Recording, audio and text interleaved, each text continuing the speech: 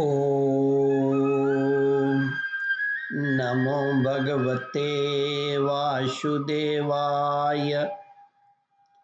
श्रद्धालु भक्तों, श्रीमद्भागवत महापुराण के दशम स्कंद के उत्तरार्ध के 65वां अध्याय के अंतर्गत श्री बलराम जी का ब्रज गमन का प्रस्तुतिकरण करूंगा।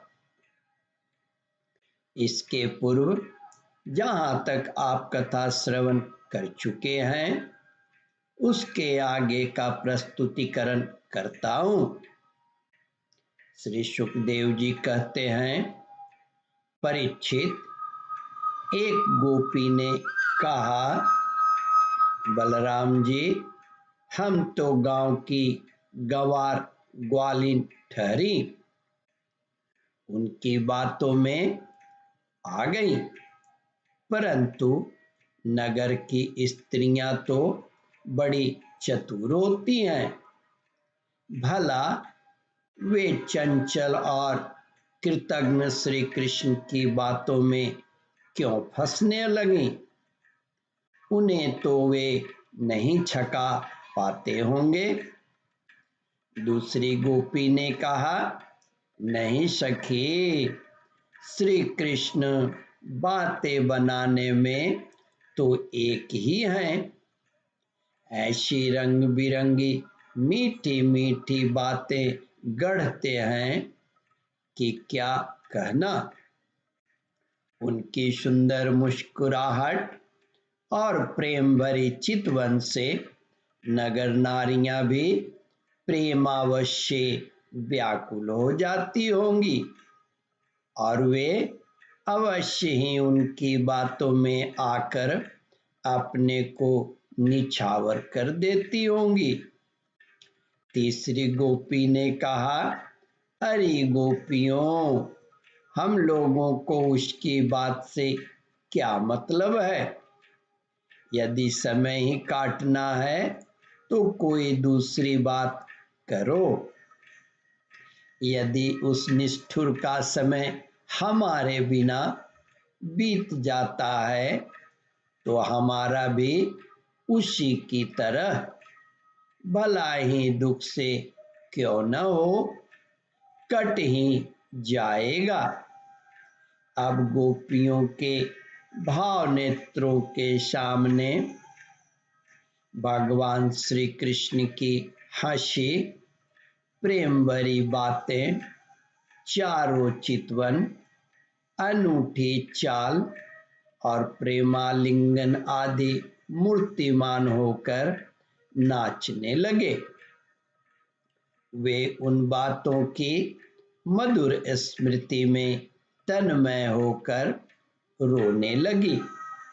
श्री सुखदेव जी कहते हैं, परीक्षित, भगवान बलराम जी नाना प्रकार से अनुनय विनय करने में बड़े निपुण थे। उन्होंने भगवान श्री कृष्ण के हृदय स्पर्शी और लुभावने संदेश सुना सुनाकर गोपियों को सांत्वना दी और वसंत के 2 महीने चैत्र और वैशाख वहीं बिताए। वे रात्रि के समय गोपियों में रहकर उनके प्रेम की अभिवृद्धि करते। क्यों न हो, भगवान राम ही तो ठहरे।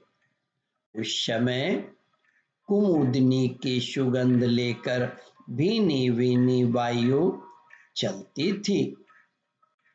पूर्ण चंद्रमा की चांदनी छिटक कर यमुना जी के तटवर्ती उपवन को उज्जवल कर देती और भगवान बलराम गोपियों के साथ वहीं विहार करते।